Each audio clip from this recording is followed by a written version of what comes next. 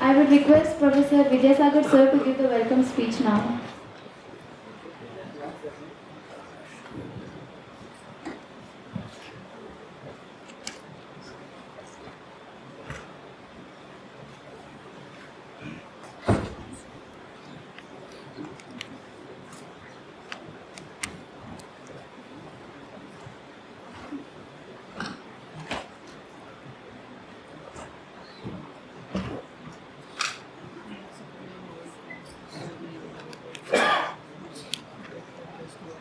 So, good evening everybody.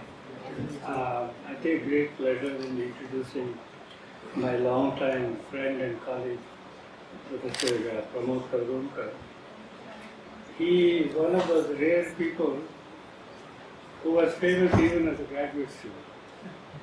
Most people become famous after doing their PhD and doing some outstanding research.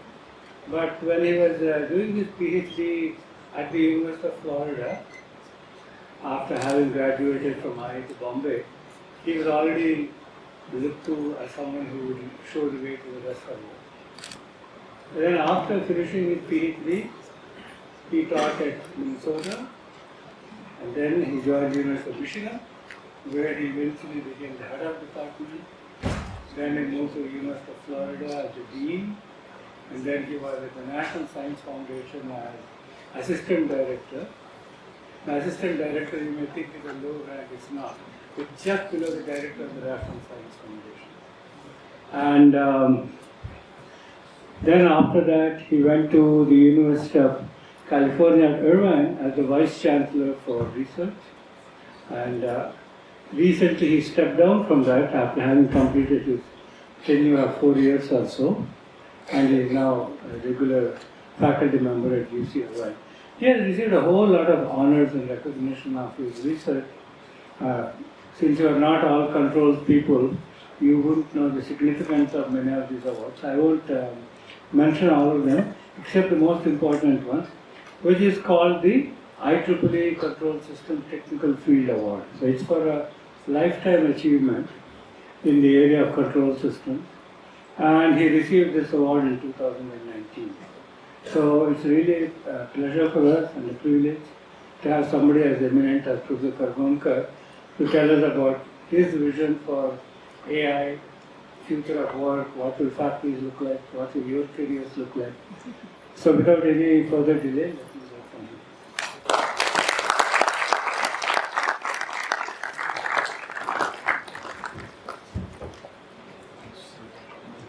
Hello, hello. Can you hear me?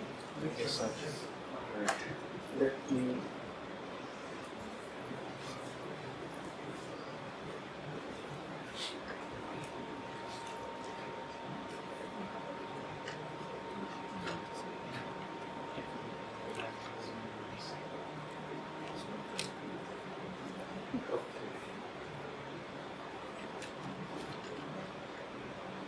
Can we dim the light so that people can see? So first of all, I want to thank Professor Vidyasagar and the Dean of Students and the EML people for inviting me to speak here. I'm absolutely thrilled to be in front of you, especially looking at all the students here. I mean, it's really all about you. This talk is all about you, and I hope you will get something out of it, and I hope in the Q&A there will be even more engagement. So just very happy to be here. I'm an IIT graduate like you, of course. Most of you were not born when I graduated, so it's been a long time. The topic I picked to speak about today is something that I think interests practically everybody in the world. Is what's going to happen to the camera and zoom in on the QR code and download or go to their website. I'm going to put my slides up on my website so you'll be able to download them as well, or I can make them available to EML and Dean of Students. So without further ado, let me just sort of launch in. So Demis Hassabis won the Nobel Prize for chemistry, I think last year. He is the head of Google DeepMind, probably one of the foremost AI researchers, AI leaders there is, and he recently gave an interview a few months ago to Guardian. And basically he said that AI will be 10 times bigger than the Industrial Revolution and maybe 10 times faster. So keep that in mind. He thinks this is going to be 10 times bigger than the Industrial Revolution. And then he says we will have something that will exhibit all the cognitive capabilities that humans have maybe in the next 5 to 10 years. So at least according to him, this thing is not that far away. It's not here today, but it's not very far away if you believe Hassabis. And Hassabis is a really credible person. You know, there is a lot of hype. There is too much hype in AI, but he is one of those people that you can take very seriously, and I do. This slide just captures the angst, the fear, what people are thinking. So the top left is something from India. So 84% of Indian professionals feel unprepared.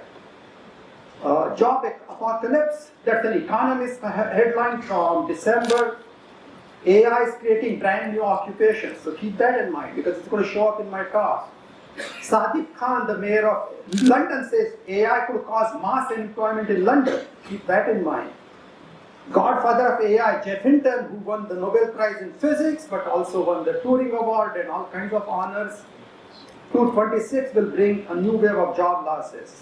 And then finally, World Economic Forum, 4 futures for jobs in new economy.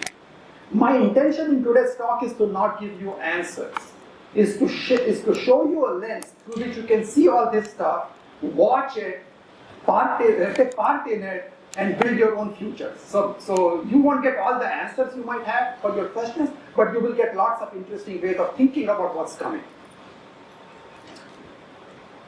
A good place to begin thinking is to ask the question, what kind of a technology is AI going to be? I mean, like, you know, if you want to think about the future, you want to have some analogs from your past that kind of will at least provide some models for what might happen in the future. So there are some things I noted here.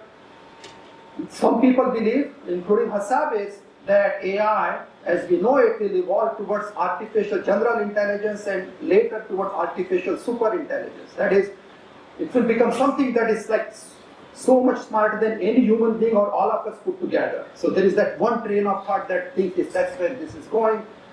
A second train of thought is AI will be just yet another technology, what they call normal technology. Third train of thought is AI will be a general purpose technology. Fourth train of thought is AI will be a social technology. And then a final question you can ask is, what's the best analogy for AI? Internet, computers, microprocessors, electricity, steam engine, printing press, these are all technological revolutions. What will AI be like among all of these? Or what kind of a mix will it be? So keep thinking about that. I personally don't want to spend a lot of time talking about AGI and ASI. I mean, if those futures happen, it's kind of, to me, what I'm going to talk about becomes more or less irrelevant. I'm more in the camp of general purpose technology and social technologies. I'm going to explain those and then hopefully shed light. So you may not have heard of this concept of general purpose technologies, but there was a paper in 1995 written by a couple of economists, I think both from Berkeley, Bresnahan and Trachtenberg. The paper is called General Purpose Technologies, Engines of Growth. So they connected technologies to the growth of an economy or growth of industry or growth of a society. And they said there are 4 characteristics of a general purpose technology. First of all, basically their point was not all technologies are equally important. Only some have outsized impact, much more than anything else. So as an example, I always say MRI is a wonderful technology. It's a great technology. None of us want to live without MRI. But MRI has its value and benefit, but it is in its niche. It gives you images, very important, doesn't affect the whole society. Whereas general purpose technologies are very different beasts, and they have 4 properties. Widespread applicability. So they're applicable to all kinds of things. Continuous improvement. So they start off really kludgy. They are not very good when they begin. Low performance, lots of errors, mistakes. But over time, they get better. Third property is no close substitutes. There is nothing like it. So you can't say, for MRI, you can say, okay, I'll do a PET scan, or I'll do an ultrasound. If I don't have the money, I'll do ultrasound. So there are substitutes for MRI, but for the general purpose technology, there is no close substitute. You can't replace it with something else. And the fourth is enabling complementary innovations. The fourth property is, once this technology exists, you can do other things that this technology has nothing to do with, but you can make other things better just because this technology exists. So these are four properties. These are examples from our past, and they lead to epochal innovations. So these are they don't affect you for 5 or 10, 50 years. They create new epochs in human history. So mechanization, steam engine was one of those general purpose technologies. Electricity was yet another general purpose technology. In electricity, you can see all these properties. It was kludgy when it began with, right? It wasn't, it didn't work, it would fail, the circuits would fail, the power system would fail, but over time it got better and better. Now it's like 99.99% reliability for electricity. Why no close substitute? Can you imagine life without electricity? Like if I told you, okay, human civilization, no more electricity from tomorrow, it's impossible to imagine that future. And there is no substitute for it. Nothing you can replace it with. Widely applicable, from lighting to manufacturing to every possible thing in our life depends on electricity. And it enables complementary innovations. Wait for that one because I'm going to show you a really interesting example. And the third kind of general purpose enable semiconductors, computers, internet, web. So these are all general purpose technologies. And then a second model for what AI is it's a cultural and social technology. So this is a recent paper, I think last year. And what they say is that AI is sort of a very distinct kind of technology. It reorganizes and reconstructs representations of information at scale.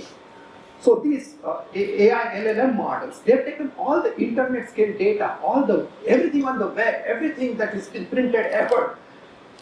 They've taken it, they've represented this in some way in the deep neural network, and then they reconstruct it. When we ask them a question, it reconstructs that thing. So it's some kind of an engine or machine that takes information at scale and it creates representations and reorganization.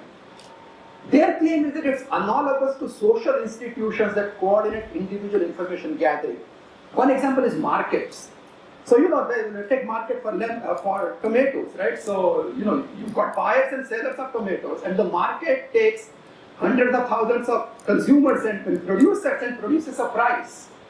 Price is what mediates all the information about our demand for tomatoes and producers' capacity to produce tomatoes. It produces a single number. It's a single number, market price, that tells you a lot about that information. It's very compact. It's flattened. That information is flattened. Another example is democracy. So each one of us has some political choices. Democracy compactifies that information into a set of elected representatives. So they said that this AI has some characteristics of flattening all that information into a particular cross-section of that. And in that sense, they say it's comparable to printing press. So I've given you kind of, an opening way of thinking about what AI is, what it could be like, what's happened so far. I'm going to now go back in past, show you some data from what has happened in the past that has potential to shed light on what's coming. All right, let's go back in past. So Industrial Revolution was one of the examples. In fact, Demis Hassabis, in his quote that I showed you, says this is like Industrial Revolution, 10 times bigger. So what happened in the Industrial Revolution? So some data from there. So I don't know if you ever heard of this. There were this group of people called Luddites. And what they did in 1811 to 1816 in Nottingham and parts of UK, they went and with their hammers destroyed spinning machines. Okay, and you can, I put some links here that you can go and read. So the picture to the left is this depiction of these people going and breaking machines.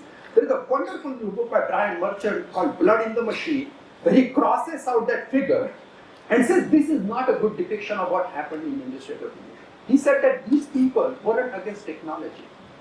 they were against use of that technology in a way that was inimical to human welfare. So in fact, he says they were creative too, or on the lookout for ideas as to how machines might be harmoniously introduced into workplace to benefit them all. So they were interested in using this technology, but to benefit the workers and benefit the people. And so Luddites get a bad name as like anti-technology. They were not anti-technology. They were pro-social, pro-human benefit. What was the impact of Industrial Revolution? So here is data from the West. So I have picked out UK and US, and there's a wonderful paper by R.C. Allen, who's an economic historian, Lessons from History for the Future of Work. So in England, Industrial Revolution began, and for the very long, so this graph shows that the productivity of workers is going up. Workers are producing more and more stuff per hour. So you would expect them to be rewarded for their work. Well, that doesn't happen for almost 30, 40, 50 years. And only then the wages start to pick up, and then they go very nicely. In the US, Industrial Revolution comes much later. So this graph started in 1895. Productivity grows, wages grow. Productivity continues to grow after, say, Great Depression, but the wages kind of fall flat. So this is like a really amazing discrepancy between productivity of workers and what they're getting paid for. So you can divide it into three parts. The Industrial Revolution, then Western ascent to influence. So from 1830 to 1970, all Western societies become very, very affluent. A lot of wealth has been generated. And then present from 1970 onwards, about which I will have more to say. That was on the West. What happened on the rest of the world? It was devastating. So in the same period, that West saw this incredible growth in their productivity and wages, shares of India and China collapsed. This drop represented absolute deindustrialization and not simply shifting of percentages. So this technology, when it had impact on the rest of the world, it deindustrialized them. Why? Because the workers in the UK and rest of the Western world were becoming more and more productive. By 1830s, technological progress in the West meant a bleak future of work elsewhere. Even within UK, this Industrial Revolution had dramatic impact. So spinning was one profession that was really high skill profession, which led to high wages and really good quality of life. So there are three time periods. So there is 1770, 1797, and then 1834. By 1834, spinning work had pretty much disappeared. Okay? There was no spinning work left for workers. So within little more than 50 years, innovations eliminated an occupation that had employed nearly 1 in 5 women and children.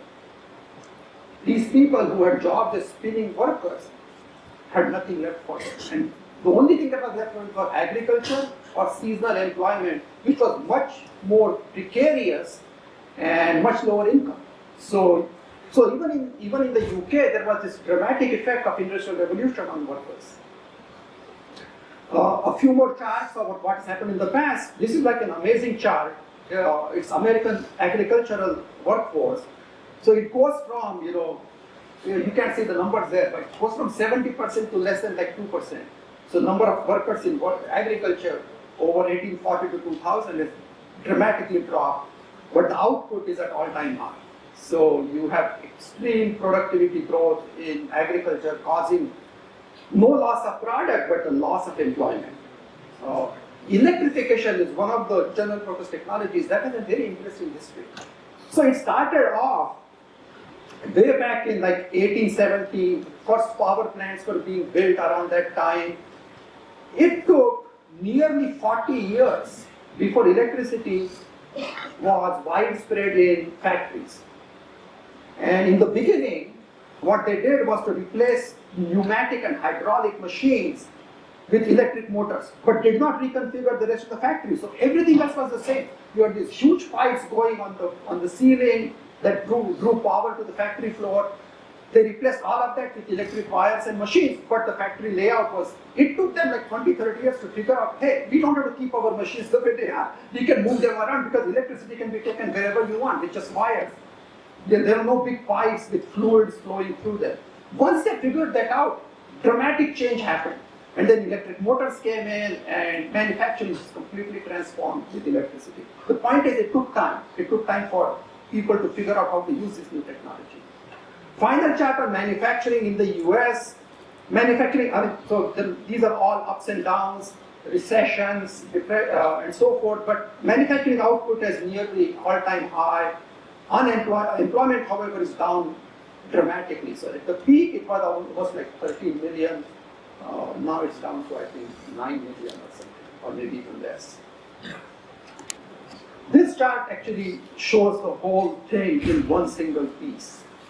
It is evolution of jobs over 165 years. Okay, so when you start off, this is 1850. Most of the work is agriculture. Okay, most of the work is agriculture, and there are other professions, but they are not much. By the time we come to 2015, agriculture is down dramatically. Manufacturing starts off here, expands, and then becomes small again. But then look at all these other things that were like not very big, but they become bigger. And this is just, as a percentage. But the total population has grown dramatically from 1850 to 2015. US is now 330 million people. There are probably 170 million jobs or 160 million jobs. So number of jobs has also grown dramatically, and it has completely transformed with these new occupations that have grown, that didn't even exist some years ago.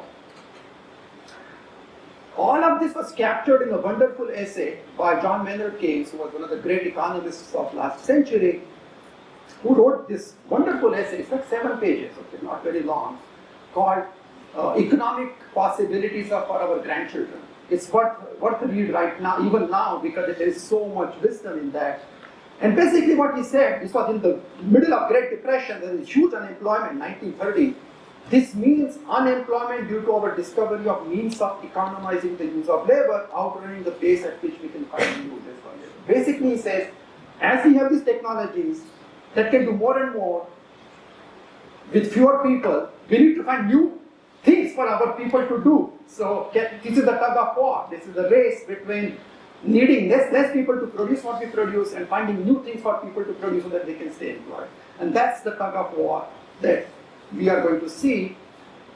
So these were some examples from the past as to what these general purpose technologies have done. I'm going to now bring you to the current present and then move into the future. So my hypothesis, and this is not just my hypothesis, there are scholarly papers. This is the paper that came out of OpenAI, University of Pennsylvania, and the title is very cute. GPTs are GPT. So GPT is like, pre-trained transformer, general pre-trained transformer and general purpose technologies, both are GPT. So they say GPTs are GPT. And the hypothesis they claim is that AI is a general purpose technology. Okay? And it fits all the 4 criteria. It's continuously improving. Every model gets a little better. Every year things are getting better. Broad applicability, without question, almost every area of society we can think of, AI is potentially applicable. There is no close alternative. There is really nothing. If we say we don't want to use AI, there isn't really something else that we can pick off the shelf and say, you know what, we can use this instead. We will just not have it, but it won't be substitutable. So it seems to have that property and complementary innovation. Once AI exists, we can change, whether it's education, whether it's our healthcare, whether it's our manufacturing. If you think of any field, once you accept that AI can be used, you can change the rest of it and make it different. So it has complementary innovations possibility. All right. So I'm going to operate from this general purpose technology framework and say, okay, what can we expect? As we think about it, automation, which is forerunner of AI. So in some ways, we have been dealing with automation of work before AI came into the scene. Sagar mentioned that I'm a controls person, he's a controls person, we did a lot of work on automation of things. So this has been going on at least since the 50s and 60s, if not before, and it's been impacting jobs and work for several decades, especially in manufacturing. Okay, just a few concepts. These are like really useful for the rest of your thinking process. What is a job? Okay, what is a job? So you can think of a job as a collection of tasks. So I'm a professor, Okay, what does the professor do? Well, I go and teach my classes, I grade them, I give grades, then I do research, and I write grant proposals, and I write papers, and I advise my graduate students. I travel in a place like this, give my lectures. So it's a collection of tasks that I perform. Automation changes composition of tasks. So some of these tasks could be automated, like they really don't need my time to be doing it. That can happen. As that happens, there are many possibilities.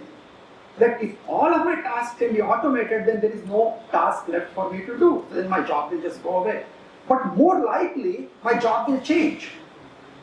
I will use automation to do the task that can be automated and do something else with my freed up time. And so, some jobs are eliminated. For example, a typist. It used to be you don't know. There was a time when we had a typist who would type our papers. Well, that profession doesn't exist anymore. A much larger fraction of jobs are morphed. A great example is bank tellers.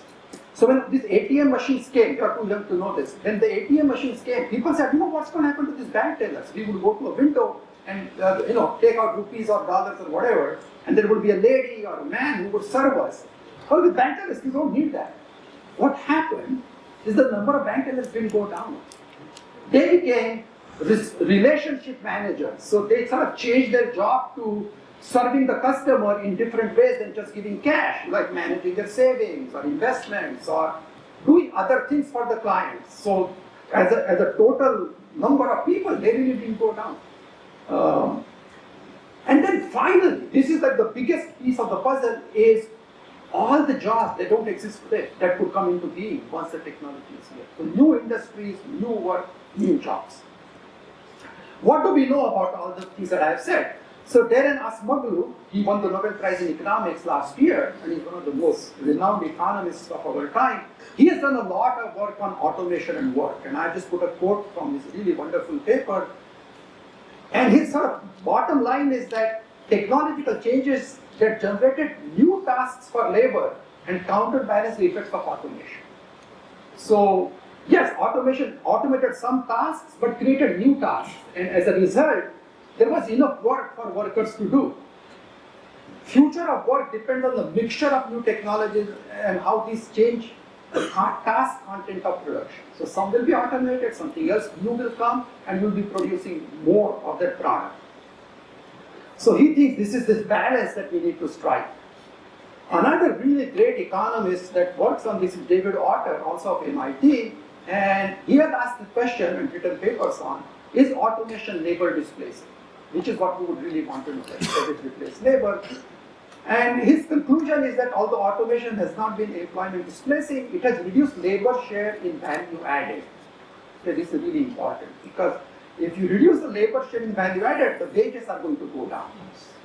The finding is consistent with automation having become in recent decades less labor augmenting and more labor displacing. So I will come back to the scheme of labor augmenting versus labor displacing. And this shows up in labor share of income. For a long time, the labor share of income was in the 66 to 63% for a very, very long time. But since 2000, there is almost 10-point drop in how much money the labor is getting in terms of total economic pie. So this is Otter's point, is that the amount of money going to the labor has been decreasing, at least in some part due to automation. Coming to AI, generative AI and future of work, there is a very nice study from McKinsey in 2023, and basically the bottom line of their study was that 30% of hours work today could be automated by 2030. 30% of hours. So if you take any job, potentially 30%, this is aggregated over all jobs, 30% of hours work could be automated. So unless those jobs have some other stuff for them to do, those jobs will go away. Or we would need fewer people. Or we would need to do more, we will do more of it because it's gotten cheaper. So nobody gets, you don't lose jobs, you just do more of it. So all of those effects are likely to happen. Generative AI, unlike automation, has some really interesting properties, especially for you, okay? And this is really why this talk is aimed at all of you who are 40, 50 years ahead of you. Generative AI is exposure is greater for more educated and higher income people. This is again a paper 2023, and again I have put all these links.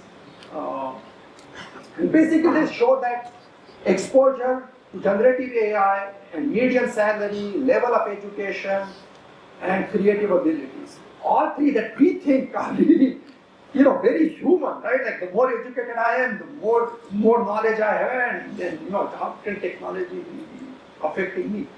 Generative AI has this really, really impactful property that it is going to impact people who are highly educated, who have high income, and who are creative. Kind of a real cold shower, if you will, okay? Real cold shower. This is from, again, still McKinsey, and again, the chart you won't be able to read from the back, so I'm just going to sort of highlight here. What they say is that a lot of occupation categories will be exposed to generative AI. Coding is like the number one. Coding is number one, okay? Software, code. Even though that will be heavily impacted by generative AI, it could still continue to grow. Why? Because let's say coding becomes really cheap, becomes very easy. We will do more of it. We will do problems that we don't do right now because coding is too expensive or takes too much time. It becomes easy, we will do more. We will do different things with it. So they think that this could go on for quite some time, but their adoption rate might slow down as these technologies get better. And then again, a similar picture of white-collar jobs most impacted by generative AI, number of tasks and hours worked in the economy that can be automated goes to like 30%. This is an important chart for all of you. So what do you need to do to stay competitive out in the future? And this chart is from World Economic Forum. And the sort of bottom line of this chart is, yes, you need technological skills. You need skill in AI and all other high technologies, but you need social and emotional skill, which we in engineering don't pay enough attention to. Because the cognitive content will go down on a regular basis. Because these AI technologies are good at cognitive content. They can understand, they can analyze, understand, summarize. I mean, these are all the things they are good at. What they are not good at yet is emotional and social skills. So they think that what dramatically expands are social and emotional skills. How do you work with other people? How do you understand each other? How do you build a team? Those kinds of things will become much, much more important. And then they have list, this is 2025 study, what are the core skills? And of course there's analytical thinking, but they have resilience, flexibility, agility, leadership, creative thinking, and then skills on the rise. Of course, AI and big data, networks, technological literacy. So these are all the skills that we will need in the future.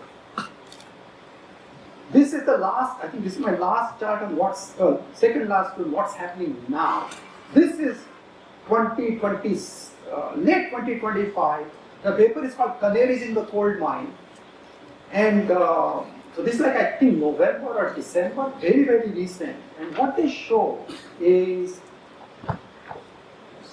this technology is having adverse impact on early career workers. So recent college graduates and those who are in the workforce for the last maybe just the first 2 or 3 years, they are losing opportunities to enter the job market. So it's really bad news. Now, there is a lot of debate right now. Is this post-COVID? Is it like a hangover from COVID?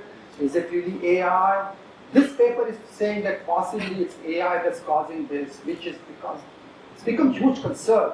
Because if early career people can't get in the workforce, how will they rise up? And will there be a gap? So this is an area that I watch very closely as to, this is one paper, but this is an area that needs to be kept track of, and finally would create value for society. So the quote that I took from there, a common fallacy is to assume that all our most productivity enhancing innovations belong in the first category, automation. However, the second category, augmentation, which is what John Markov is pointing to, has been far more important throughout the most of past 2 centuries. That whenever a technology enabled humans to do more, it had much bigger positive impact than ones that just purely replaced us. So it's a great paper. I summarized 34 pages of paper into that. World Economic Forum projects that the human share of work is projected to decline due to automation. So automation is 81.5% of change in labor. So current trajectory that we are on is not thinking of augmentation, it's thinking of automating human work. And the same chart with, so there will be some amount of work that will, human labor will reduce. Some combination of humans and machines will increase, and machines will increase much more. So again, the same sort of trajectory that we are on, where humans' work is automated away and human share of work goes down. This was I thought was a very interesting framing for how we historically have worked with machines. And we go back to the mechanization era. So in the mechanization era, role of the machine was a tool, a spinning machine or whatever, steam engine. And the relation, what was the task of human? Human would operate the machine. So the machine would do the work, but human is the operating of the machine. In computer era, it was primary task of the human was monitoring and manual intervention. And machine was an assistive tool, it assisted the human.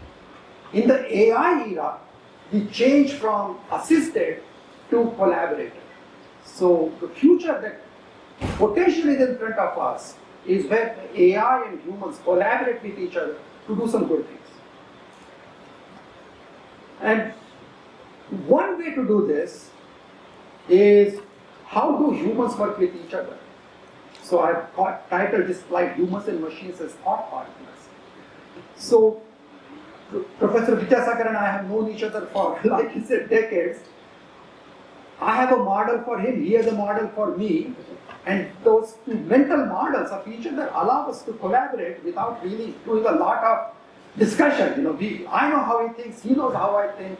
We can within 2 seconds get to work with each other.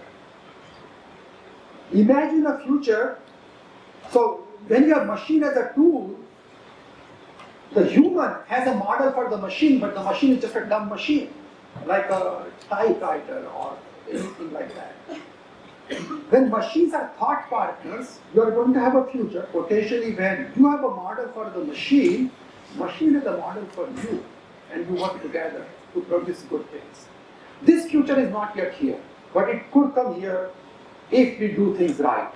And in my opinion, we will have models for these AI machines. We already do.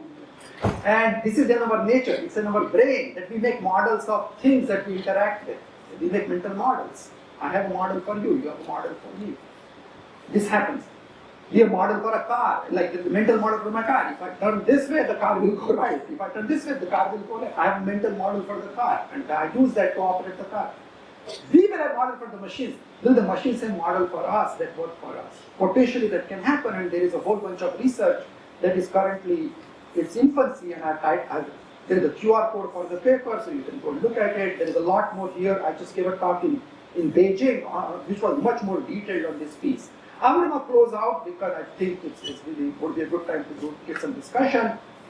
Professor Vidyasagar said that he and I are both, control theorists. Well, one of our founding fathers was Norbert Wiener, a name you might have heard. He was a legend in communications and control, wrote many books, cybernetics being the most famous of them. It turns out that in 1949, New York Times invited him to write an article for the general public about what he saw as the future.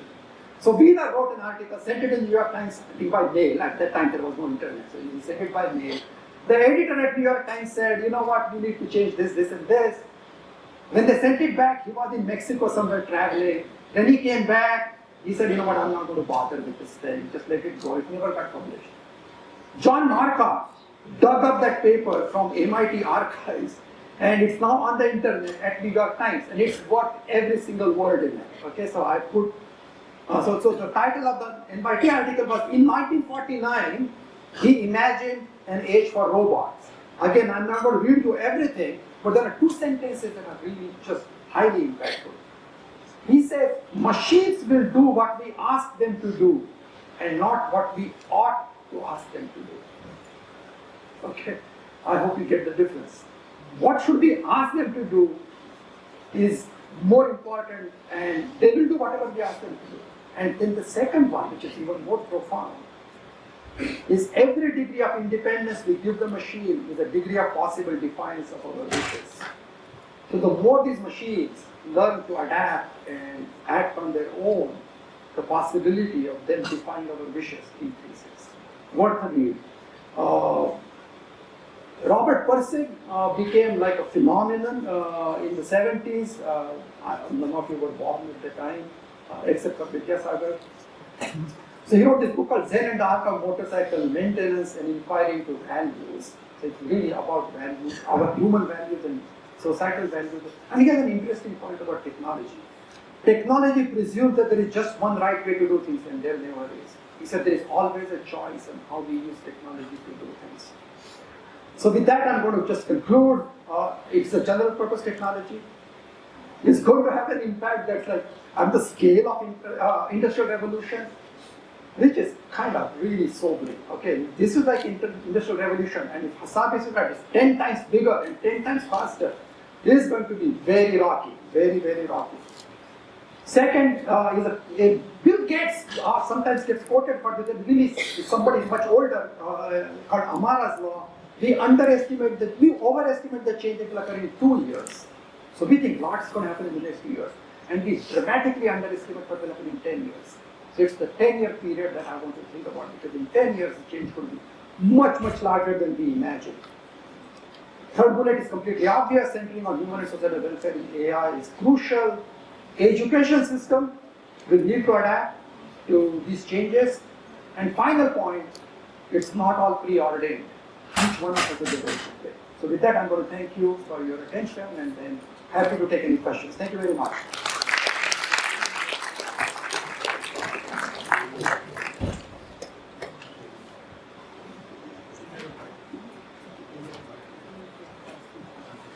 If anyone has any questions, please.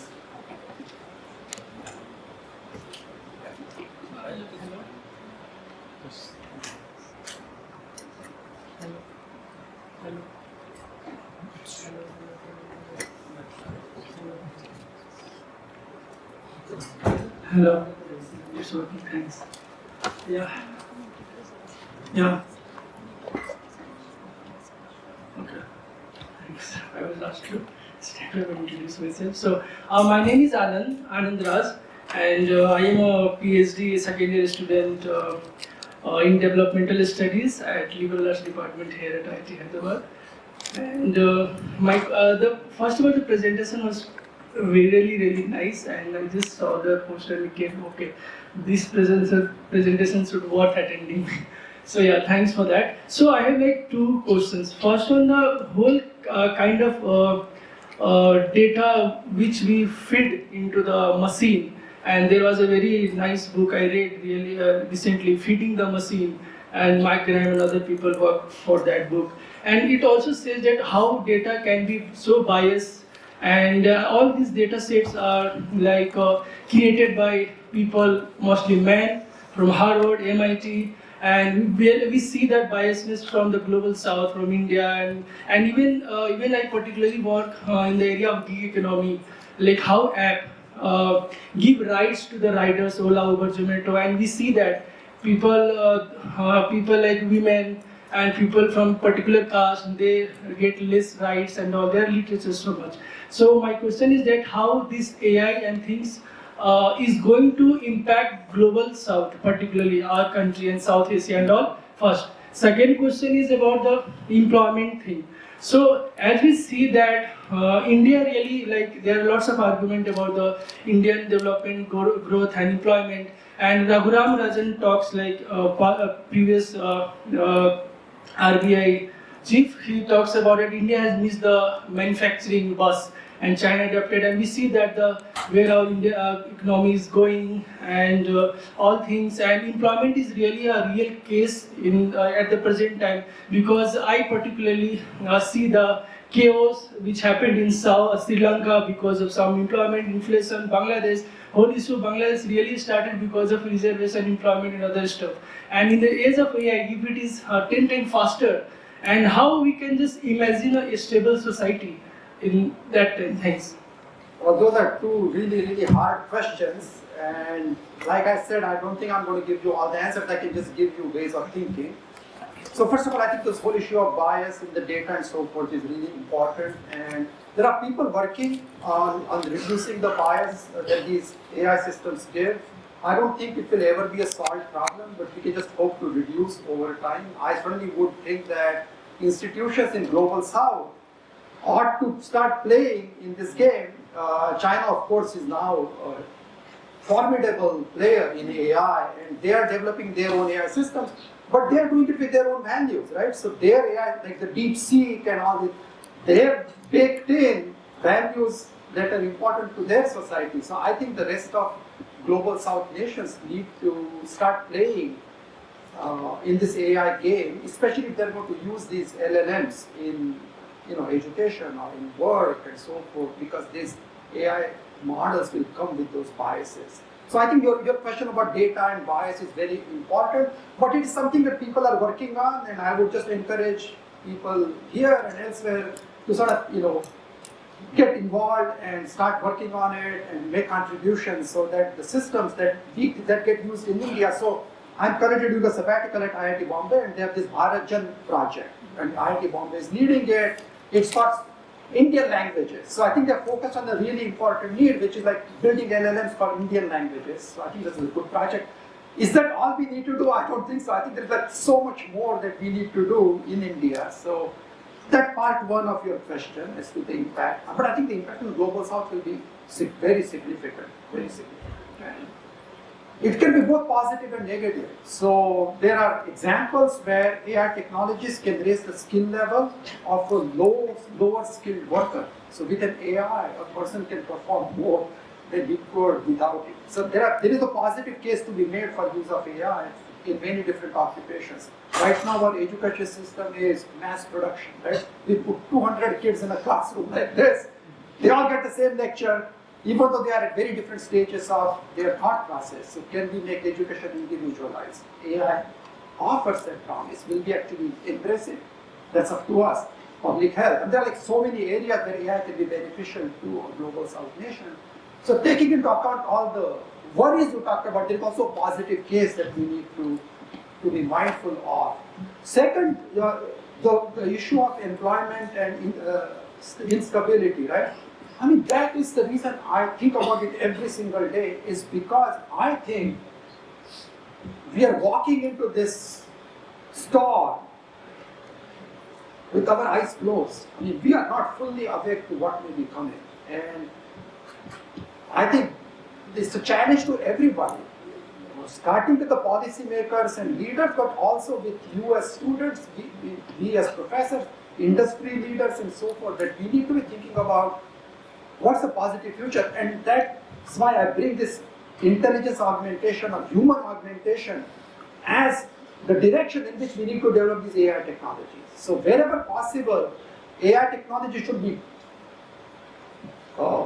enhanced. So you can have a base LLM, but what you do with it should be human augmenting. And if you do that, then I think there is a brighter future.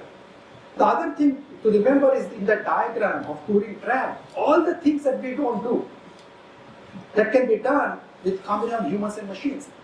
Like for example, in my opinion, this is global, and certainly true in US, maybe not as true in India. We don't pay enough attention to care work. Whether that's raising our children or taking care of the elderly or just taking care of humans. Women's work at home is not rewarded. I mean, like it's not even in your GDP. Like it doesn't show up anywhere. But these women are putting 8, 10, 12 hours of work without being recognized. And that's because I think the economic system has historically not put a number on this and said, you know what, this mother's work is worth like so many rupees per month. And if we start to account for that and account for care work, whether that's health, education, taking care of people, there is so much more to do. There is so much more to do. And if you take that point of view, there could be new industries, there could be new occupation for which people could get paid and have a good life. So there is a positive case, but it won't happen by itself. It will require concerted work from all sectors of society to create that bright future. So again, it's not a complete answer to your question, but these are the directions that I think are the right directions. Yeah, thanks.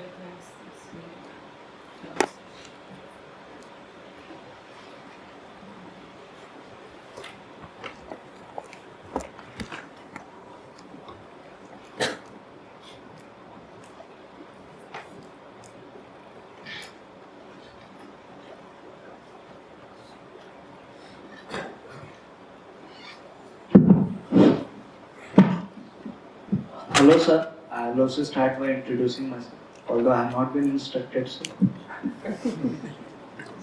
You're I'm smart, sorry, you figured it out. thank you. Maybe I'll stay relevant when AI is here. So, I'm Sneh Saurabh, a first-year master's student in AI itself. So, I have also two questions. They are on different tangents, but I would like to answer to them. Thank you for introducing and telling us that we all have a role to play. But my question is, how does the magnitude of that role depend on where you are based in? Let's say if we are based in a country like India, which is sadly not on the forefront of the development of AI, like US or China. So how much role important is it to be based in a country which is at such forefront? And how can I play my role if I am not in part of such a geographic location? And the second question is, what are the skills and areas of study that new students, grad or undergrad, should look at in this future that you are envisaging here based on the discussion? Thank you. So let me take the second question, which is a bit easier than the first, as to what you should be emphasizing. So clearly, the chart I had about what skills will become more important. I think the role of social and emotional skills is something that is really underplayed in any kind of a normal engineering education. So I would say, do whatever you can, take classes in liberal arts or psychology, or I don't know what's offered at IIT Hyderabad, but in today's day and age, you are not limited by what IIT Hyderabad offers. You can go on internet and learn and study whatever you like, because there's so much free stuff is there. But I would say in general, deeper exposure to social, emotional skills is something I would strongly advocate. It's something that you are not going to do. And of course, technological skills, which are, I think, more of a normal part of your education. As to what role you can play, I think of India as this huge untapped. First of all, I don't live here, so my views are very shallow. You all live here and you are making your life here.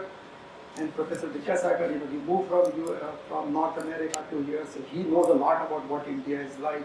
I would like to think that even though, say, the frontier models are being developed in, say, US or China, a lot of benefit will go to those who use the models for doing interesting things.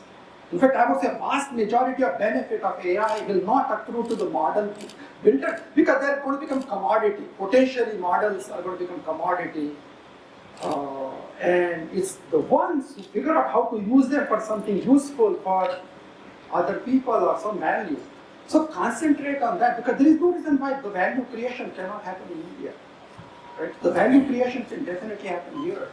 And I would advocate you and your fellow students and companies you work for to be thinking about how do we add value given that, say, the frontier models are being developed elsewhere. Also, open source models now are nearly as good as frontier closed models. It's like within 6 months, certainly within 12 months, today's frontier model is taken up by an open source model. So there is like so much that's becoming available, and my feeling is for a country like India is to think about use cases, think about where you can use this technology for doing something good. And that ought to be a much larger canvas than trying to compete with an OpenAI or a Google or an Anthropic or a DeepSeek. I'm not saying that you should. I think some Indian companies should compete with these. DeepSeek was a very interesting example, right? It came out of nowhere, used pretty much all indigenous knowledge and technology. Of course, they read all the papers that were being written, but they did all the work in China. 150 PhDs working in this lab, not in Beijing or Shanghai, not in one of the top city, in a top city, but not one of those two.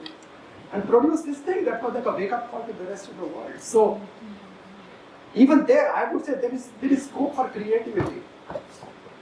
So those are my answers to your really challenging questions. So, but keep thinking about it because they're really important questions.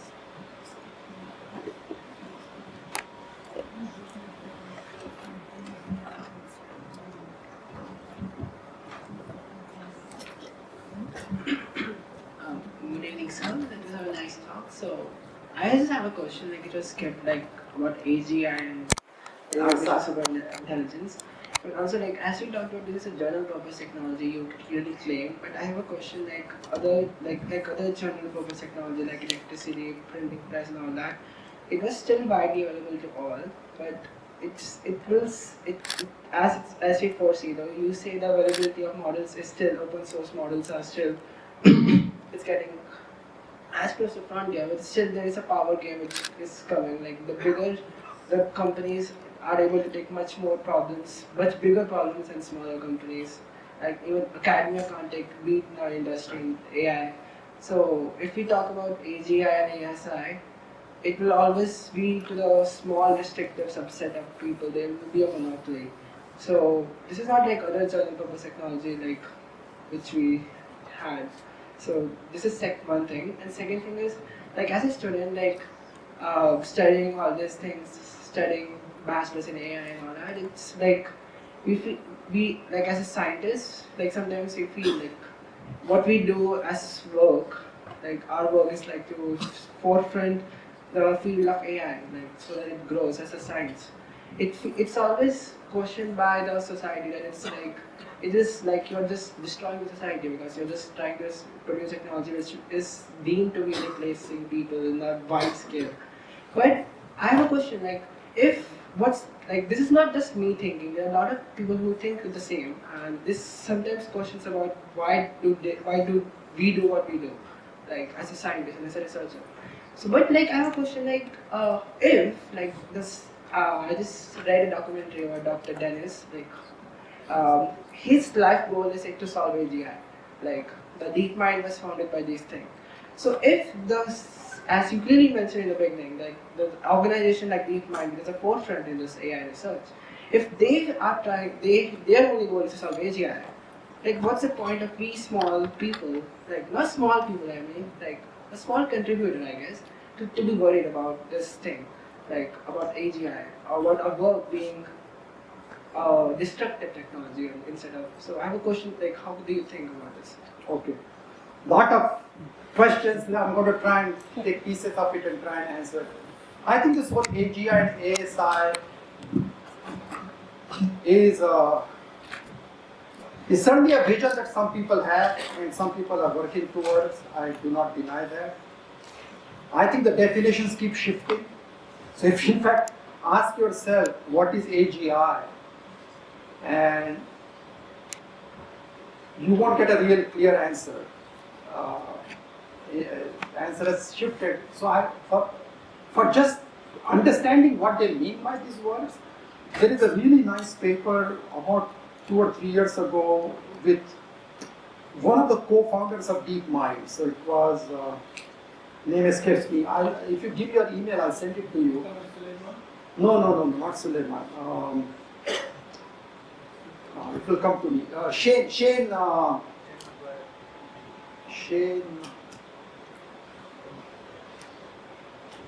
Matthew or Shane Arnold. He wrote a paper with some people, and he said, okay, there are the 8, 9, 10 definitions of AGI. So he kind of at least lays out what is it that we are talking about, and how will we measure our progress towards AGI? Like when do we know how close we are? So at a minimum, I would ask you to look at that. ASI is a whole different game. Like so, ASI is artificial super intelligence, which is this thing that is more intelligent than anything that we have known. Personally, if that happens, like I said, I mean, all bets are off about anything like normally we are thinking. My own position is that I think this is certainly not happening in any time soon. ASI in particular. AGI, we could get closer to it, but there is still, I think, some more distance left. If you look at Hassabis, he says that we need at least 2 more major research breakthroughs to have a chance of getting to AGI. So he doesn't think that this by itself will get us to AGI. So there is still possibility that those 2 research breakthroughs will take much longer than we think. So that's sort of my take on AGI and ASI. So should one worry about it? Yes. Should one plan one's future on a pragmatic basis? My answer is no. I think it's much better to think of it as a general purpose technologies with widespread applicability and all the kinds of things that I mentioned, which is like much more practical, where AI gets into the kind of work that we are doing today, or the kind of work that is sort of in front of us, and how AI impacts that. So that's sort of my take on ASI and AGI. Again, I'm not saying that one should worry about it. I think it's worth worrying. And worth reading. I mean, at a minimum, you should follow what is happening. Like I said, even AGI, the definitions have shifted over the last 5-10 years. Well, why are they shifting? You can ask yourself that exact question. Why are they shifting? So that Shane, how can I forget? His paper is a very good one to study AGI. Now you said AI is a destructive technology, and you get questions as to how do you work on something like this.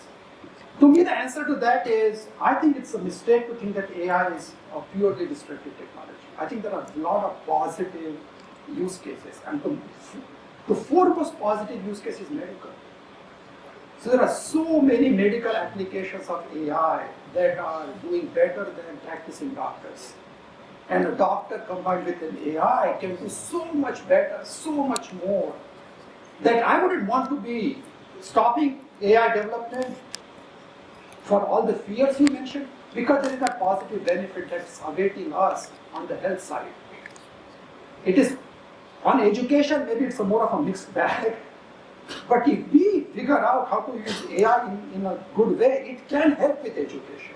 I mean, right now, do you think our education model is really working very well? I don't think so. Could AI offer some possibilities of making it better and more personalized? I mean, I think that's definitely a possibility. Will we do it? That's an open question. But that will be our failure. So to say that we should stop doing AI, or your people telling you don't do this destructive thing, I think you should be able to answer that in a more positive way in terms of positive use cases, the benefits that can accrue from this technology. I mean, there has been no technology in the history of humankind that can imbibe all knowledge that humans have produced and having a system that can use that knowledge. There is no human being that can do what a GPT-5 can do. No single human being. Like in any given field, you can have a human being that does better than that. But it has got all the knowledge and it's able to use it. So I think I'm not the one who is an AI doomer. But I'm also very sort of open-sighted. I mean, my eyes are wide open and say, this is a disruptive thing. It is going to have huge impact, just like Industrial Revolution did. Another way to ask the same question, would we want to live without all the benefits that came from Industrial Revolution? Some people will say yes. Okay, now some people will say, well, I don't want any of that stuff. I want to live like 1600. But the kings in 1600 lived much worse than an average person living today. Okay, like with amenities, like having a bed, having a heated or a cool house. I mean, kings didn't have that stuff. But Industrial Revolution brought us all these benefits. So I'm not a techno pessimist. I want to be a techno optimist. Maybe my whole life has gone into this, so I feel like I need to be an optimist. I think there is human agency. I think we have a role to play. That's my bottom line in all this. Like, don't assume that it's all done deal, that we have nothing to do and we should just go home and pack our bags. I think that's a mistake. Even though many times it feels like it, right? It feels like in front of Google, what am I going to do? But like I said, a lot of benefit is going to come to use cases. Google might supply, or DeepSeek might supply, and open source or whatever LLM, but what we do with it, that's up to your creativity.